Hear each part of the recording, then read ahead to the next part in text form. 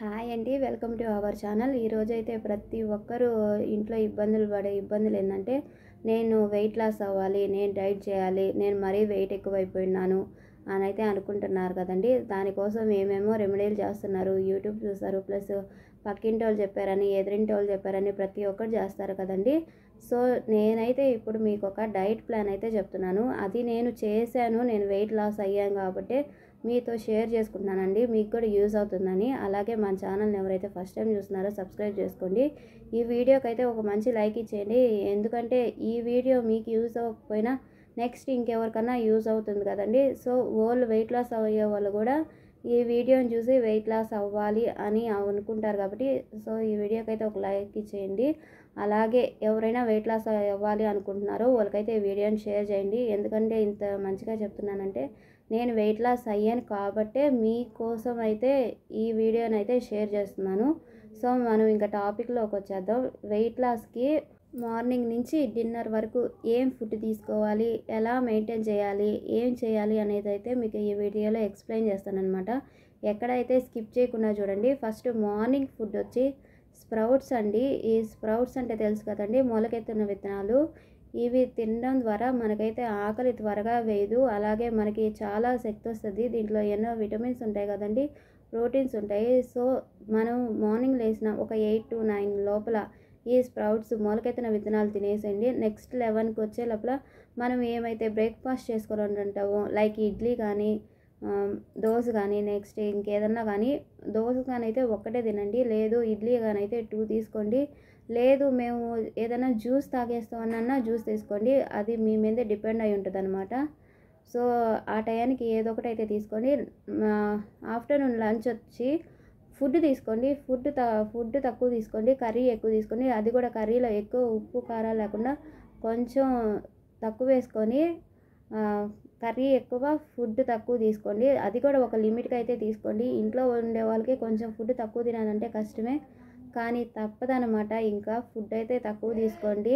నూనె అయిపోయిన తర్వాత ఈవినింగ్ 4 to 5 లోపల ఏదైనా ఒక జ్యూస్ కానీ, ఫ్రూట్ సలాడ్ కానీ, లేదంటే వెజిటేబుల్ సలాడ్ కానీ, అలాగా ఏదైనా అంటే మీకు ఏదైతే దగ్గరలో ఉంటుందో అవి తీసుకొని అదైతే తీసుకోండి. 4 to 5 లోపల అయితే కంపల్సరీ తినేసేయండి. నెక్స్ట్ వచ్చి 5:30కి లేదు అవి తీసుకోలేమంటే మీరు టెంకాయ నీళ్ళు కానీ, చెరుకు రసం కానీ ఇవి కూడా తాగొచ్చు అనమాట. కాఫీ తాగాలి అంటే వారానికి 3 times అయితే ఒక చిన్న గ్లాస్ నిండా తాగండి, మరీ పెద్ద గ్లాస్ కాదు. అవి తాగితే చక్కెర వేసుకుంటాం కదా, వెయిట్ లాస్ అవుతామేమో, అలా అయితే ఏముండదు. సో వారానికి 3 times అయితే కంపల్సరీ తీసుకొని తాగాలి మాకు ఇంట్రెస్ట్ అనేవాళ్ళు, లేదు మాకు కాఫీ టీలు ఇష్టం లేదు అనుకునే వాళ్ళు స్కిప్ చేసేయండి. మీరు టెంకాయ నీళ్ళు కానీ, చెరుకు రసం కానీ, లేదా ఫ్రూట్ సలాడు, వెజిటేబుల్ సలాడు అలాగైతే చేసుకొని తినండి.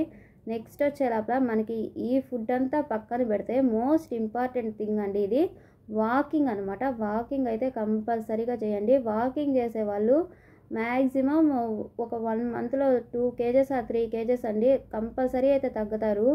ఇదైతే కన్ఫర్మ్ అనమాట. మనకి ఎంత ఫాస్ట్గా రిజల్ట్ వచ్చిందంటే అంత ఫాస్ట్గా రిజల్ట్ పోతుందండి. కాబట్టి మనం ఒక ప్లానింగ్ ప్రకారం డైట్ కానీ చేసుకున్నాం అనుకో, స్లో రిజల్ట్ అయినా కానీ మనకి రిజల్ట్ పక్కాగా ఉంటుంది అనమాట.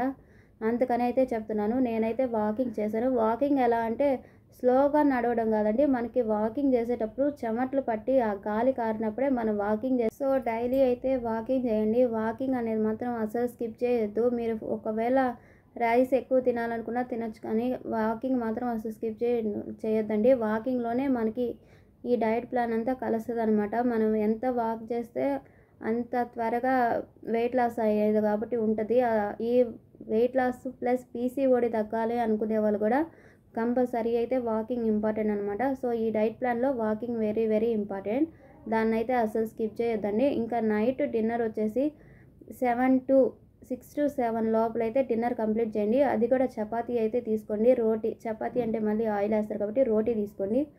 మీరు రోటీ తీసుకున్న దానివల్ల ఈ కర్రీ ఏదైనా తీసుకోండి పర్లేదు, మాత్రం రోటీ అయితే తీసుకోండి.